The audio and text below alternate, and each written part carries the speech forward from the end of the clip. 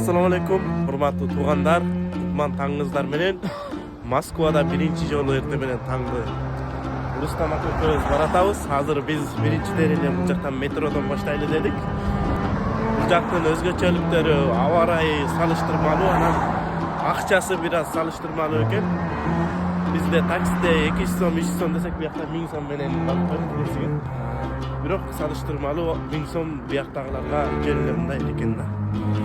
Ошол достор, бүгүн кечке саякаттайбыз, кечки жолугушуу барыңыздар, келиңиздер. Карбина чайханасынан сиздерди күтөбүз. Кирүү акысыз.